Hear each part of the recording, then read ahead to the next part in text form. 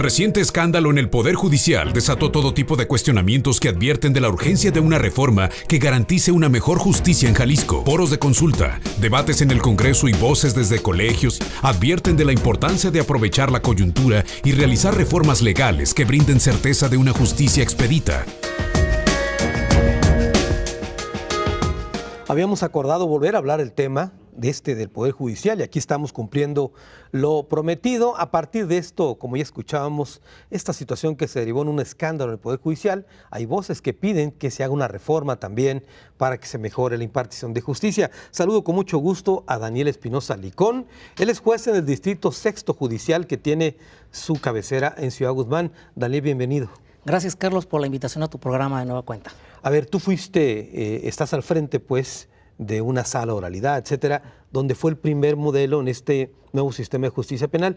¿Qué has enfrentado en este tiempo y qué sería urgente modificar? A partir del 1 de octubre del 2014 comenzamos a funcionar con 4 jueces y 15 personal administrativo, entre un administrador, jefe de causas, encargados de sala y demás personal administrativo y notificadores. Nosotros hemos funcionado adecuadamente. Sí ha habido unas críticas en la medida en la que se habla de 4,000 denuncias en este tiempo y que solamente se han judicializado alrededor de 300 causas. Entonces la pregunta es, ¿qué pasó con las 3,700 restantes denuncias? ¿Se le ha dado trámite? ¿No se le ha dado trámite? Fiscalía afirma que el 50% ha sido resuelto a través de los medios alternativos de solución de controversias, a través del acuerdo reparatorio específicamente. Bueno, si fuera así, entonces todos tendríamos un 50% sin caminar. ¿Qué pasa con ese rezago? Bien, la atribución es falta de personal en el Instituto Jalisciense de Ciencias Forenses. Con el mismo personal opera para 20 municipios. Los mismos agentes del Ministerio Público, no se crearon más plazas de agentes del Ministerio Público, entonces ellos siguen trabajando bajo el sistema tradicional, integrando sus averiguaciones previas y a la par los asuntos nuevos que les llegue, integrando carpeta de investigación. Pero adicionalmente tener que comparecer a las audiencias a desahogarlas bajo los principios que imperan en el modelo: la oralidad, la inmediación, concentración, continuidad y publicidad. Y entonces yo creo que ese es el tema que ha atorado tanto a Fiscalía como a policías municipales, porque seguimos bajo la temática de detenciones ilegales, seguimos decretando libertades. Aparentemente se genera una percepción de impunidad y de injusticia en el nuevo modelo de justicia. Casos como el de Tlajomulco, de que hablan de un sujeto detenido 8 veces y 8 veces ha salido. Bueno, yo creo que no es el momento de buscar culpables, sino soluciones. Y yo creo que el problema no es ya tanto capacitación. Todos los policías han sido debidamente capacitados, ministerios públicos debidamente capacitados, casi 8 años en capacitación. Yo creo que estamos en un proceso de acomodo y de ajuste, de consolidar el modelo, de prueba y error. ¿Cuáles son las causas de las detenciones ilegales? ¿Cuáles son las causas de las libertades? Investigarlas y entonces acuñar en la capacitación o consolidación para policías, ministerios públicos y peritos, porque ha habido errores de todos los operadores. A ver, Daniel, deja ponerme, y perdón la expresión, pero ponerme como abogado del diablo.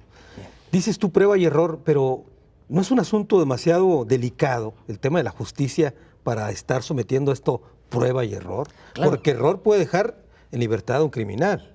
Bueno, y lo hemos visto. Ha habido infinidad de detenciones ilegales, autos de no vinculación a proceso. Bueno, la ley es clara, ¿no? Hay reglas a cumplir. Y en el problema ese de reglas a cumplir ha habido desaciertos por parte de policías, por parte de peritos y por parte de ministerios públicos. Hay una responsabilidad que cada uno de ellos incurre. Inclusive el mismo artículo 149 del Código Nacional de Procedimientos Penales establece que cuando se tenga que decretar una libertad por una falla, se tendrá que abrir una carpeta de investigación y las sanciones administrativas correspondientes para policías, para ministerios públicos y para peritos. Es decir, que este individuo que lo dejaron 8 veces en libertad por error de procedimiento, ¿debió haberse sometido a proceso del que incurrió en este error? Claro, si hubo alguna falta por parte del policía, por parte del Ministerio Público, por parte del perito y, ¿por qué no?, hasta del juez. Claro que hay procedimientos administrativos para todos los operadores del modelo.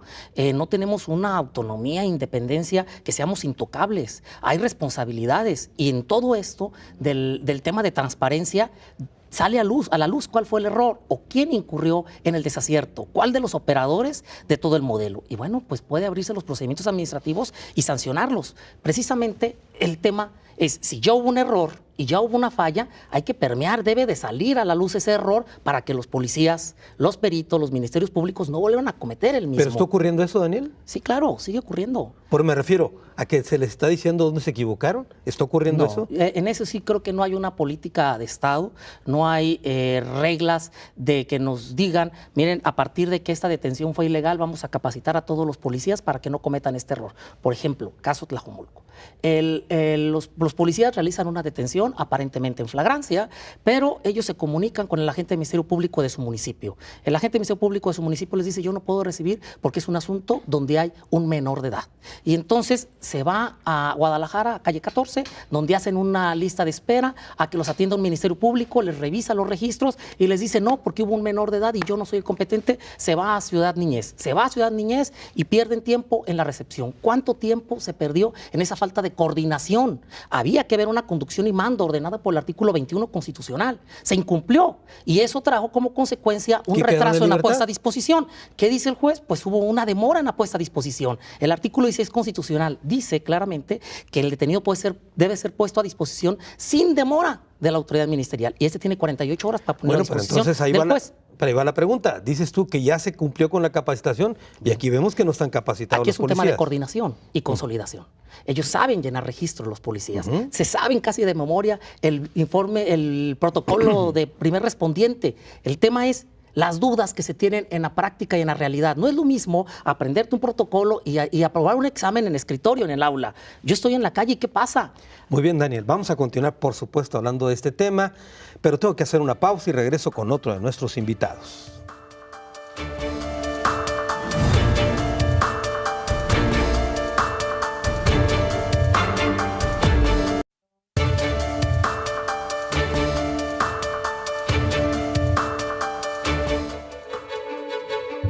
La renovación del presidente del Supremo Tribunal de Justicia no brinda garantías de que las cosas vayan a cambiar en el Poder Judicial.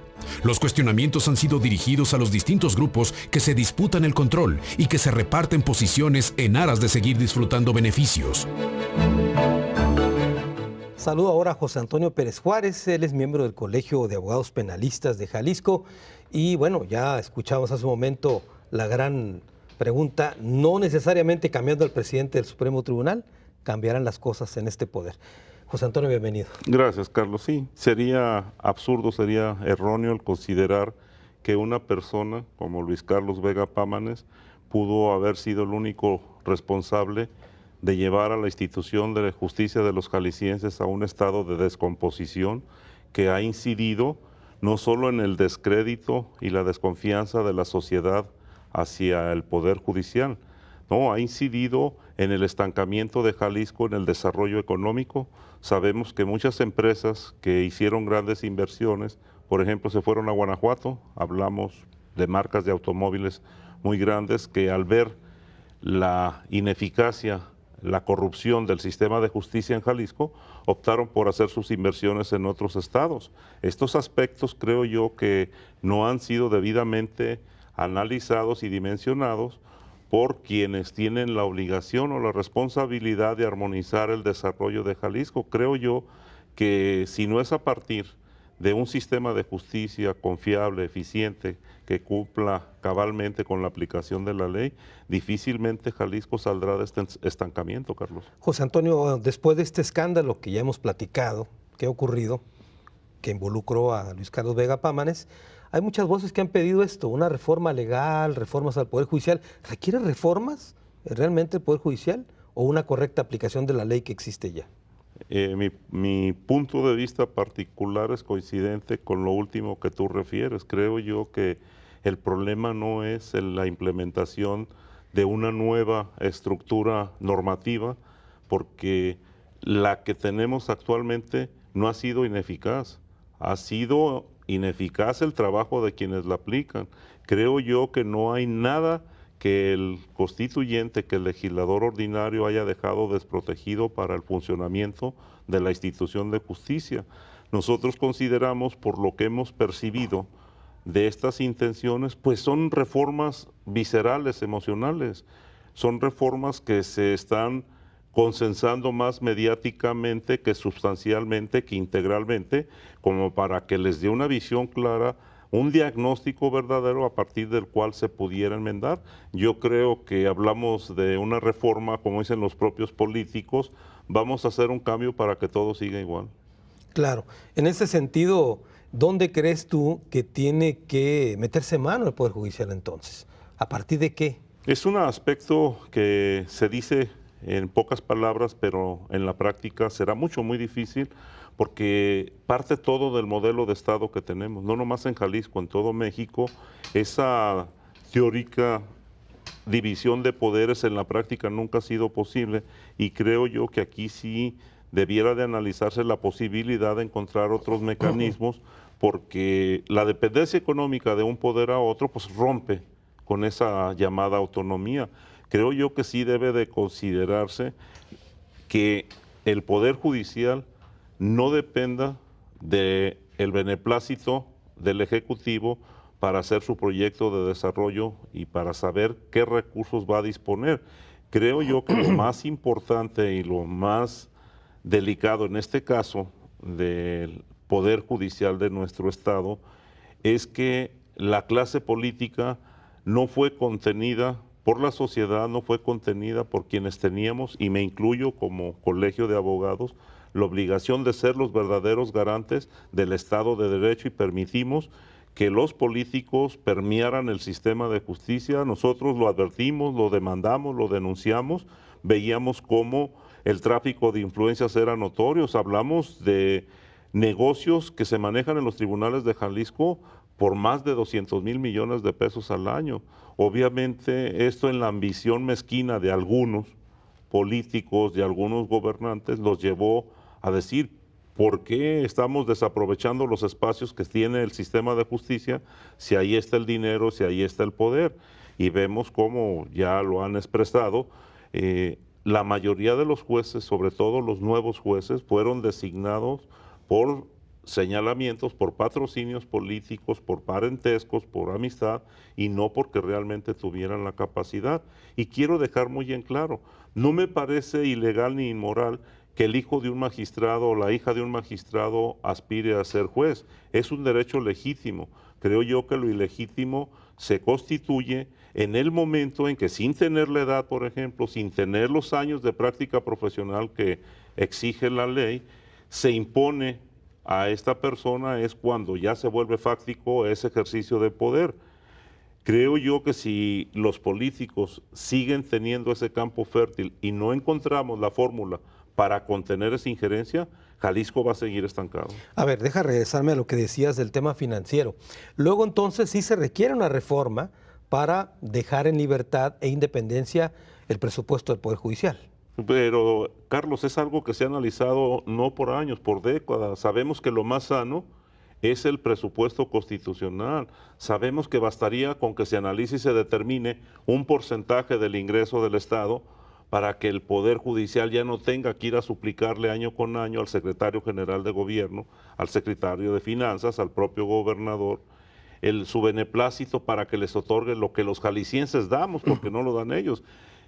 Hay otros aspectos que fortalecían la economía del Poder Judicial y le daban autonomía, mas sin embargo, por cuestiones de capricho político, y no actuales, fueron anteriores, la famosa Hacienda Judicial no ha regresado al control del propio Poder Judicial. Son las multas y todas esas situaciones que se cobran y que... Las copias, por ejemplo, Carlos, pero hablamos, multiplican por millones. Es que a veces parece algo muy sencillo. Dicen, no, pero ¿qué puede generar unas copias? Pues no, una no, pero millones sí. Claro. Tengo que hacer una pausa, José Antonio. Regresamos contigo más adelante. Después de esta, con otro de nuestros invitados, charlaré sobre este importante tema.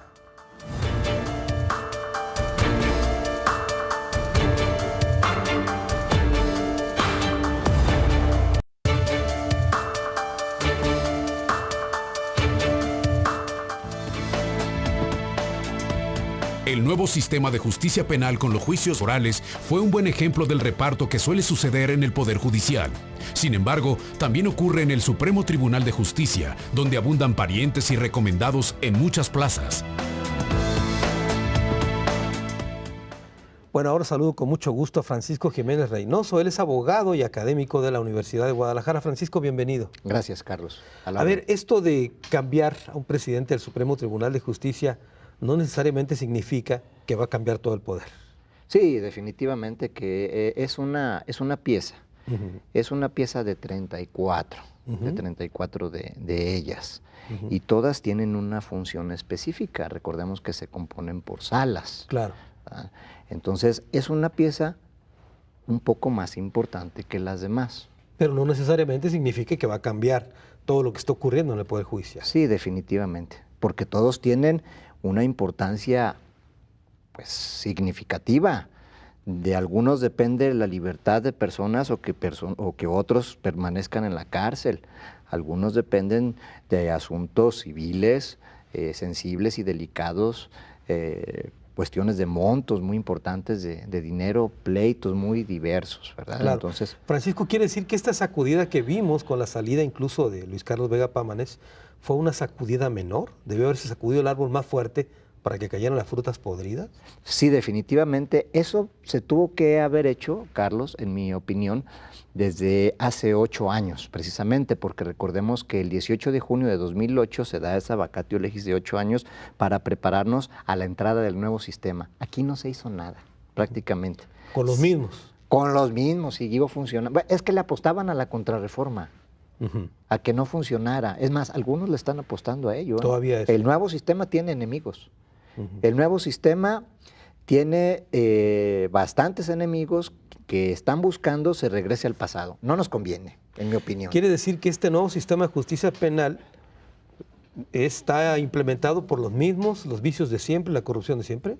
Por las mismas personas que arrastraban ese tipo de vicios, salvo honrosas excepciones. Yo conozco magistrados íntegros, probos y que admiro y respeto. Pero hay un gran número que también están contaminados, que todo el mundo sabe que algunos piden bastantes cantidades fuertes de dinero y algunos hasta en dólares. ¿Verdad? En dólares. Hasta en dólares piden las mochadas. De acuerdo. Los impulsos procesales. Impulsos procesales se llama. A ver, les llaman así. Para la gente que nos está viendo y que no conoce este tema del Poder Judicial, ¿cómo está conformado el Poder Judicial? Es decir, ¿hay grupos de poder internos? ¿Cómo se maneja esto? ¿Cómo se reparte el poder? Bueno, hay dos cuestiones, las teóricas y las fácticas. En la teórica, bueno, son 34 magistrados, hay un presidente, se integran por sala, son 3 los integrantes de las mismas, hay materias y es la forma del funcionamiento del Poder Judicial. En la práctica, esa es una cuestión que no está en la ley, no está en la norma, hay botines políticos, ¿verdad? Hay cuotas de partido, en donde nombran a magistrados, se llega a decir que hasta se venden las magistraturas, ese tipo de puestos, se venden, y eso trae como consecuencia bastantes problemas, porque un magistrado, un ciudadano que aspira a ser magistrado, y llega a pagar ese puesto, ¿a qué es lo que va a hacer? A recuperar la inversión. A recuperar su inversión, ¿verdad? Y hay cuestiones muy sensibles. Nos podrían decir, ¿y ustedes qué les preocupa tanto que magistrados liberen a secuestradores, ¿verdad? O delincuentes de alta peligrosidad. Bueno, la preocupación es la siguiente, que si ellos piden dinero para liberar a secuestradores, por ejemplo, el secuestrador va a salir a la calle ¿a qué? Pues a recuperar su inversión, efectivamente, claro. Es muy sencillo. Todo es un círculo vicioso, pero ya no va a pedir, dependiendo cuánto haya dado a los magistrados o a las autoridades corruptas, si dio 5 o 10 millones de pesos, entonces ya los levantones y los secuestros de esas mismas personas no van a ser de esa cantidad, al menos van a ser 5 veces más, porque saben que tienen que guardar, llaman ellos, su ronchita, para la próxima detención y la repartición de dinero. Y ahí se la van llevando. El problema es de que cada vez hay más asesinatos por quitarles vehículos a las personas. Si pareciera que un teléfono celular tiene el valor de una vida. Francisco, ¿esto significa que el nuevo sistema de justicia penal, por ejemplo, fue implementado con las mismas personas o con hijos incluso de algunos jueces, etcétera, ¿no? Magistrados. De magistrados, perdón. Sí, Sí, así sin es, cumplir con las principalmente. características para estar ahí, ¿no? Sí, sí, definitivamente. Y sin tener experiencia, y eso viene a complicar la labor integral y el funcionamiento armónico de quienes sí saben. Pero se había dicho que con este nuevo sistema de justicia penal se abatiría, por ejemplo, un problema como es la corrupción. El sistema es muy bueno, Carlos. Como sistema. Como sistema. Yo he venido empujando este tema desde hace alrededor de 15 años, el tema de la justicia alternativa y los juicios orales, desde este tiempo aproximadamente alrededor de 15 años, porque creo que es lo mejor, porque creo que es más transparente, porque creo que sí se disminuye drásticamente la corrupción, sí se aplica adecuadamente, si se tienen los operadores que hagan su trabajo sistemático y armónicamente con todo el sistema, empezando por el primer respondiente, por los policías, por los ministerios públicos, por los jueces. Pero sí, ahora tenemos ejemplos muy concretos como la cadena de custodia, que tiene que ver con el embalaje, con la recolección de datos. Y si todo no se cuida, porque ahora tenemos un sistema garantista, que si no se hacen las cosas acordes a como lo marca la nueva norma, entonces se les va a poder dejar en libertad por haber violado sus derechos humanos. Que es lo que estamos viendo con mucha frecuencia. Viendo, efectivamente. Que ahí entonces estaría la duda si realmente la gente está capacitada para hacer este trabajo o si es el personal adecuado para el mismo, ¿no? Efectivamente, Carlos. Bueno, muy bien. Vamos a continuar, Francisco, con esto. Hemos escuchado la opinión de nuestros tres invitados. Después de la pausa, nuestro tradicional cruce de caminos aquí en Ruta 44.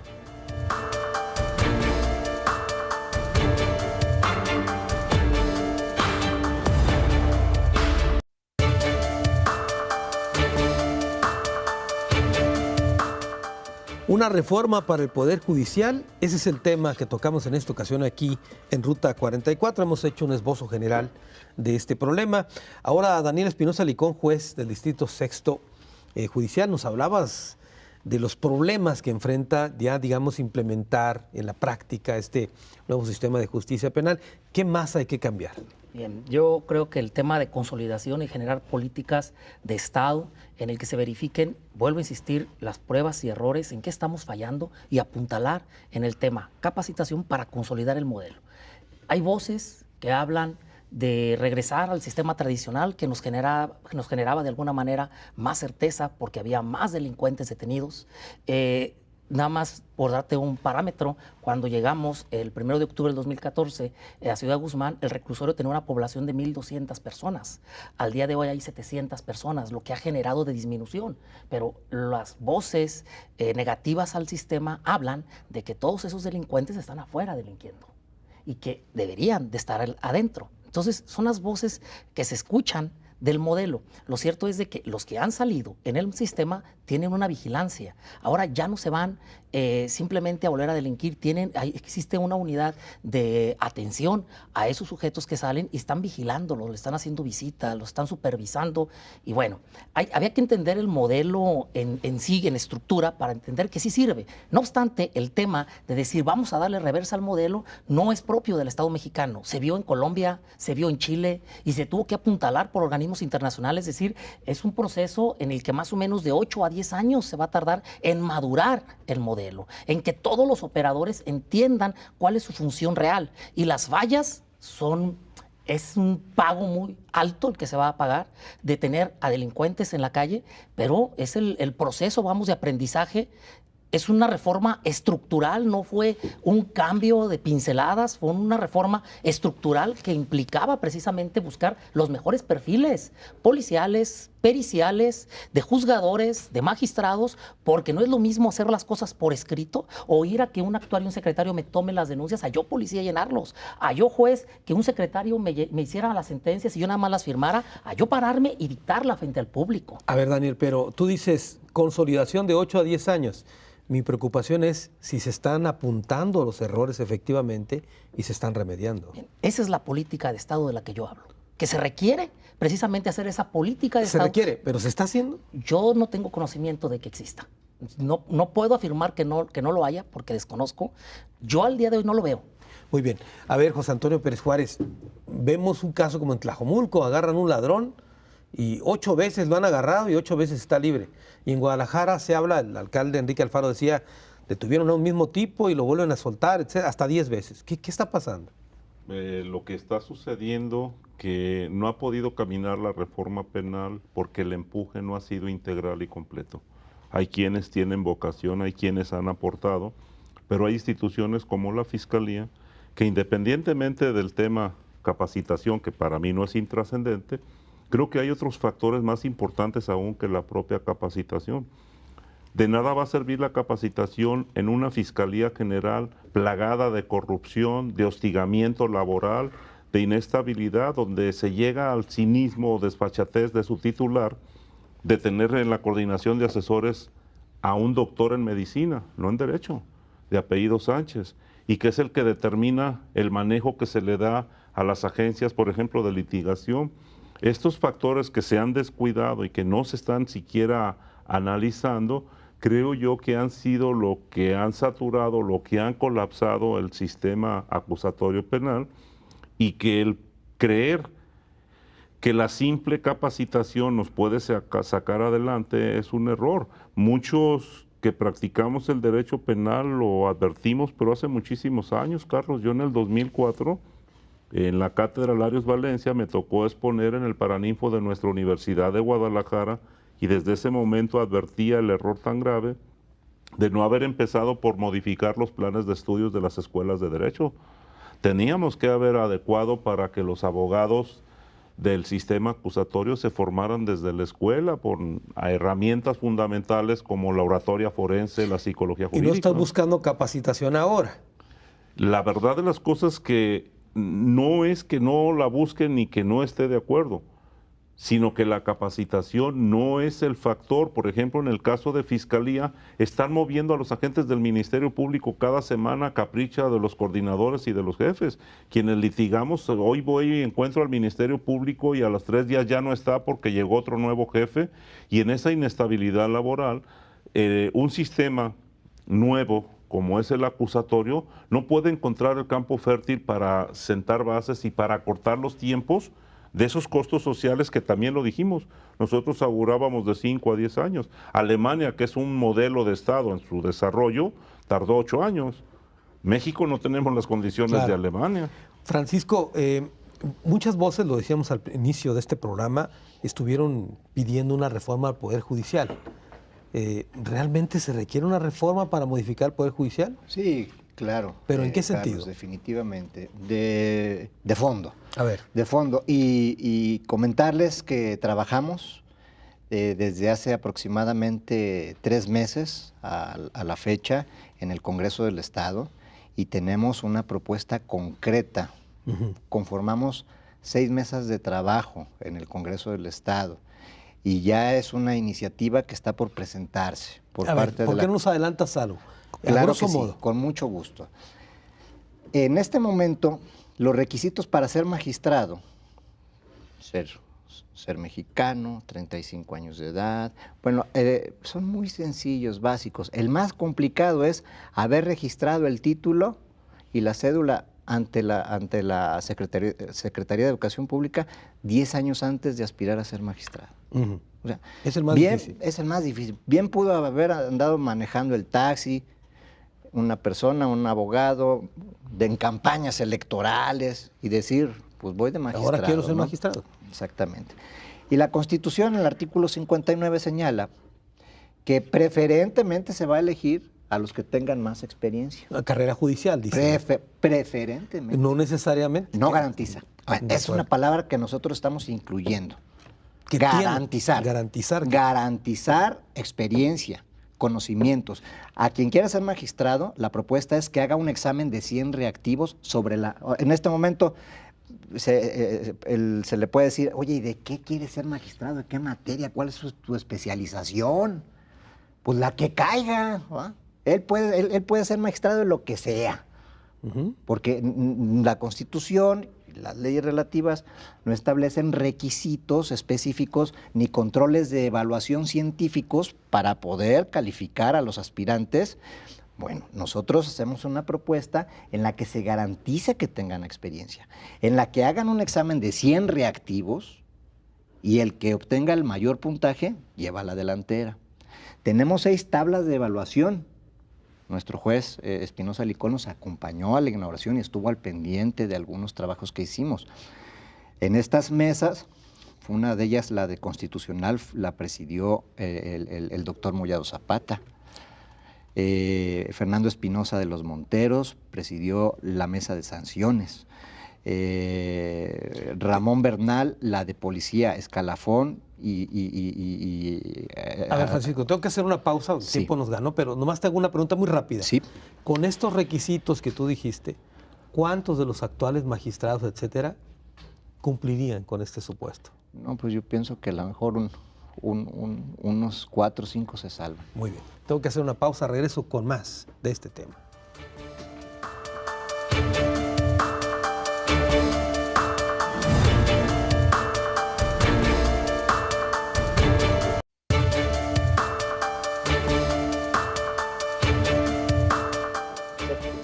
Una reforma para el Poder Judicial, esa es la pregunta del nombre que le hemos puesto a este programa aquí en Ruta 44. Daniel Espinosa Licón, ¿qué más faltaría? Ya hablaste de políticas de Estado, pues, para impulsar este tema del nuevo sistema penal acusatorio. ¿Qué más? Yo creo que hay que abonar mucho por la transparencia y por la rendición de cuentas. Se ha hablado, yo tengo 26 años trabajando en el Poder Judicial, me ha tocado los procesos de reforma desde que el Supremo Tribunal de Justicia hacía la designación, ratificación y remoción de jueces, hasta la creación en el 97 del Consejo de la Judicatura con 7 consejeros, la reforma en el 2006 a 5, de 7 años en un periodo a reducirlos a 4, y ahora con otro proceso de reforma o proyecto de reforma de las diferentes partidos políticos de las fracciones del Congreso, desde la desaparición que propone el diputado Hugo Contreras y crear una comisión de administración y que dependa del Supremo Tribunal de Justicia. En lugar del Consejo de la Judicatura. En lugar del Consejo de la Judicatura. He escuchado voces de la Coparmex, de la Cámara de Industriales, que piden transparencia. Yo creo que el tema entonces sería apuntalar transparencia y rendición de cuentas. Al final de cuentas, ¿qué puede ser mejor? ¿Un Consejo de la Judicatura judicializado o ciudadanizado? Es decir, las voces apuntan que era mejor que tuviéramos más ciudadanos que funcionarios judiciales. El día de hoy está conformado por el presidente del Poder Judicial, del Supremo Tribunal de Justicia, que también preside el Consejo. Estamos con un juez consejero y 3 ciudadanos. Ahora, el proyecto es cambiarlo a que haya 3 consejeros ciudadanos, es decir, el presidente, un magistrado, un juez y 2 ciudadanos. Al final, yo les puedo decir, ¿qué es lo que se genera? Bueno, pues genera que la visión sea más del ciudadano o más del interior al Poder Judicial. ¿Cuál es la mejor opción? Yo le podría decir, como integrante del Poder Judicial en 26 años, para mí sería mejor que prevaleciera la idea judicializada, que la mayoría fueran miembros del Poder Judicial. Pero si le preguntamos a algún litigante, a lo mejor su idea será que será mejor que haya más ciudadanos para que se escuche los reclamos, las quejas, cuál juez funciona, cuál juez no funciona, cuál juez pide dinero, si es el caso, y que entonces actúan en consecuencia. ¿Y eso quién lo puede saber? Pues el litigante. El litigante, a lo mejor el funcionario judicial, desde adentro no nos damos cuenta. Nosotros nos ganaremos una reputación en el camino, con los pocos o muchos años que tengamos en el interior. Y los mejores críticos, pues bueno, somos usuarios. Y entonces tal vez si se pensara en sí mayor consejeros ciudadanos, pero que fueran litigantes, que supieran la realidad del día a día, lo que sucede en un tribunal. A ver, José Antonio, toca, Daniel, un ángulo muy importante del Poder Judicial, como es el Consejo de la Judicatura, que en teoría nació para ser un órgano administrativo del Supremo Tribunal, pero se ha convertido en un ente de poder político que disputa el control al Supremo Tribunal. ¿Es así o me equivoco? Efectivamente, y quienes tenemos ya tiempo en este andar de la Procuración de Justicia, porque lamentablemente a veces ni los propios abogados dimensionamos el privilegio que tenemos de ser el puente entre quien demanda justicia y quien la administra. Así de delicada y de responsable debiera ser nuestro actuar, porque somos el puente de la justicia con el justiciable. Y podemos decir que a través de décadas que hemos vivido, yo 36 años, me ha tocado ver evolución en el Poder Judicial, cuando existió la figura del magistrado instructor, nunca encontramos una designación de juez que no fuera un relator experimentado, porque el propio magistrado era responsable del resultado del desempeño de quien él proponía. Eran peritos en derecho que capacitaban, que formaban escuelas verdaderas. Te hablo de magistrados que ya no están, como González Becerra, por ejemplo, gente que dejaron huella, gente que forjaron generaciones de secretarios y de jueces que nos los han robado los políticos, que los han sacado, que han desarticulado el sistema de justicia de Jalisco por esa ambición de ser sustituidos, porque es una gran mentira que la edad fue lo que los llevó, es el hostigamiento. Y los litigantes nos preocupa porque en este momento yo no puedo decirte que existan más de 25 jueces de carrera, 25 jueces formados con la plena convicción de que hacen su trabajo bien. Y esto es muy grave. Creo yo que en cuanto al tema del Consejo, nunca debió de habérsele entregado el área de la disciplina, por ejemplo, y de la adscripción, porque quienes ya han llegado al Consejo ni conocen los juzgados, ni conocen la demanda de justicia de las regiones, simplemente a capricho o a su interés o a su conveniencia, voy a cambiar este juez de Zapotlanejo y me lo voy a llevar acá porque el presidente municipal de Zapotlanejo me recomendó un amigo de él para mandarlo a ese juzgado. Ese es el grave problema, que quienes administran no administran, ya tienen injerencia inclusive en las resoluciones, van más allá de esas facultades, y creo yo que en las condiciones actuales es nocivo la existencia del Consejo de la Judicatura. Muy bien, Francisco Jiménez, te interrumpí, estabas adelantándonos algo de esta iniciativa de reforma del Poder Judicial. Sí, así es, ya tenemos una propuesta muy concreta. Hablaste de esta fase de criterios para elegir magistrado. ¿Qué más hay? También hay criterios para elegir al fiscal general, al fiscal central, al fiscal en derechos humanos, al fiscal de reinserción, a los regionales.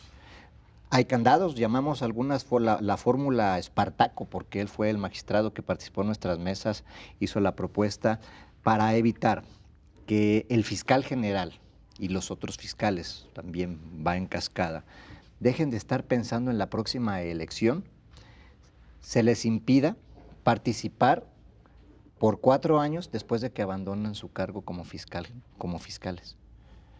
Eso es muy importante, porque al momento de entrar a desempeñarse en un cargo tan importante, tan sensible, que requiere el 100% de la concentración de un individuo especialista, porque ya no se va a nombrar con esta iniciativa a personas improvisadas o a políticos que andan buscando dónde se acomodan y que pueden caer en una fiscalía.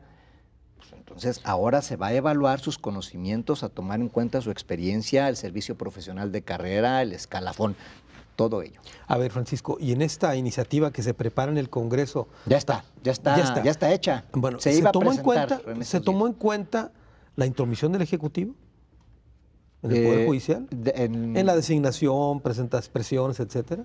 Se toma en cuenta la evaluación científica y objetiva de todos los aspirantes a estos cargos tan importantes. El Ejecutivo no se considera ahí, sino que al final, en un momento dado, de que aprueban, si hay 100 aspirantes y de ellos solamente 10 aprobaron los exámenes, que incluye los de control de confianza, que incluye el de conocimientos, que incluye pues un análisis de su experiencia laboral, el desempeño en sus funciones. Desarrollamos 6 tablas de puntaje, a ella le llamamos la fórmula Collado, porque él las diseñó, en donde tomamos en consideración a manera de puntaje su experiencia profesional, si fue secretario, fue juez, se le daría preferencia en un momento dado. Y no necesariamente a los que hayan sido secretarios ser jueces, o ser jueces sean magistrados. También los litigantes, si acreditan conocimientos en determinada materia, lo pueden hacer. ¿Cómo? Lo pueden participar. ¿Cómo? Presentando sus expedientes donde han litigado adecuadamente y exitosamente. Francisco, tengo que hacer una pausa. Nos ganó el tiempo. Regreso con más de este tema.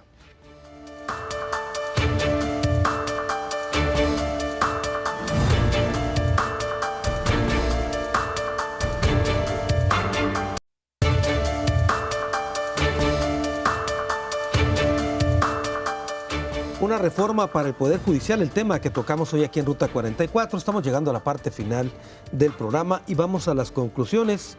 Comienzo contigo, Daniel. Gracias. Bueno, yo quisiera tomar 2 puntos para concluir. Uno, para consolidar el modelo acusatorio necesitamos políticas de Estado, ver cuáles son las fallas y aspirar a que no se vuelvan a cometer. Para ello, si hay que recurrir a las sanciones administrativas o penales de quien incurran en faltas o delitos, pues yo creo que había que proceder en contra de ellos. Y el otro aspecto, yo creo que si se quiere hablar de una reforma al Poder Judicial, yo abonaría la reforma en torno a la autonomía presupuestaria. El que paga manda. Y si siempre el Poder Judicial va a depender del Legislativo y del Ejecutivo para los efectos económicos, cada año vamos a estar en paros ilegítimos de origen, justos para los empleados, que no es una gratificación gratuita en su sueldo o sus prestaciones, se está atentando contra lo más sagrado que es su salario y su sueldo, trabajan por necesidad y entonces vuelvo a insistir, sí legítimo, porque la ley no avala esos paros, pero justos de fondo. Y en tanto no haya una autonomía presupuestaria donde den por lo menos el 2% de la partida presupuestal total del Estado, cada año vamos a tener el problema. El problema, y sobre todo lo que tú dijiste, el tema de aprender de las fallas que tiene la implementación ahorita, ¿no? Claro. Eso hablabas de la política de Estado. Política de Estado para evitar los errores en torno a las libertades y que no haya esa sensación de injusticia y de impunidad en el modelo acusatorio. Muy bien, José Antonio Pérez Juárez, tus conclusiones. Una reforma judicial como la que se está planteando en Jalisco no puede tener mucho éxito, no puede augurarse un éxito en su aplicación, porque parte de una crisis, parte de una descomposición de una institución, es muy emocional. Reconocemos el trabajo de algunos de los miembros, de algunos, no todos, porque hay muchos que se sumaron a este proyecto con otros afanes protagonistas y no con una verdadera aportación a la reforma judicial pretendida. Creemos que primero debiera de saberse hacia dónde queremos transitar con la nueva reforma. Eso sería fundamental, pero no podemos esperar que cumpla su objetivo una reforma judicial cuando se ha diagnosticado sin involucrar, sin llegar al campo de batalla, porque muchos de los que impulsaron esta reforma jamás han interrogado a un militar para que sepan lo que se siente confrontar a un abusivo, la mayoría de los casos, jamás han visto las condiciones tan deplorables en las que se trabaja en los juzgados penales, carentes de muchos espacios, de recursos. Creo yo que esto es incompleto e insuficiente porque no se está diagnosticando el verdadero cáncer del sistema judicial de Jalisco. Y al no ser esta reforma consecuencia de ese diagnóstico, de ese análisis integral, creo yo que va a ser incompleta y creo yo que va a ser muy vulnerable, porque la verdad de las cosas que no se vieron los daños accesorios que ha conllevado la descomposición del sistema de justicia de Jalisco y que debiéramos más bien darnos el tiempo necesario y los espacios, porque Jalisco requiere una cirugía mayor y yo no creo que esta reforma sea la cirugía mayor que necesitamos. ¿Y cuál es el cáncer que dices tú que tiene el Poder Judicial? El cáncer es la vulnerabilidad del sistema de justicia para haber permitido ser permeado por la ambición de la clase política y de intereses ajenos a la justicia. Muy bien. Francisco Jiménez Reynoso, tus conclusiones. Bueno, sí, creo que es muy importante que todos trabajemos en armonía en pro de la justicia para recobrar la dignidad perdida. Y todos es todos. Todos los que nos dedicamos de alguna manera a estar de un lado o de otro, ya sea dentro del Poder Judicial, donde nos desempeñamos, o fuera de él, así como los abogados litigantes. Todos debemos de prepararnos adecuadamente para dar buenos resultados a la sociedad en general con el nuevo sistema. Yo estoy convencido de que este sistema, este cambio de sistema, es lo mejor, incluso desde el punto de vista del contexto internacional. Además, no es reversa. Si el sistema inquisitivo, predominantemente por escrito, hubiese sido exitoso, yo lo hubiera defendido a capa y espada. Demostró que las condiciones eran para generar y propiciar la corrupción. Por eso buscamos mayor transparencia. Por eso buscamos con esta transparencia que estén ubicadas cámaras donde se esté grabando al juez, que para empezar tiene que estar ahí sentado. Porque en el anterior sistema el 80% de los imputados no conocían al juez, jamás lo conocieron. El secretario es el que hacía todo. El meritorio, muchas veces, Ni le hacía siquiera la el chamba al secretario que el juez firmaba. O sea, un tercero, era un peloteo ahí de responsabilidades.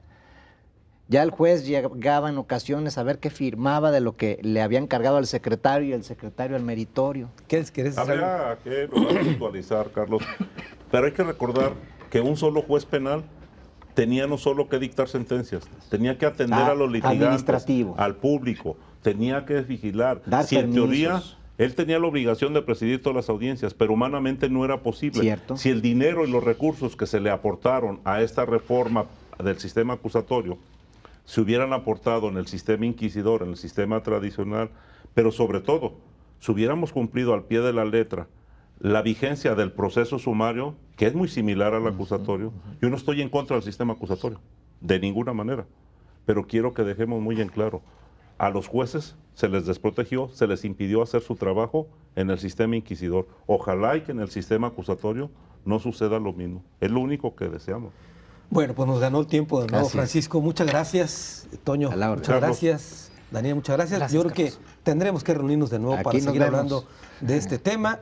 Y bueno, una frase final, nada más el tiempo ya nos comió. Respecto a este tema de la reforma, yo también tengo mis dudas y terminaría diciendo una frase muy coloquial que dice que no puede tener, digamos, viento favorable aquel que no sabe hacia dónde va. Hasta la próxima.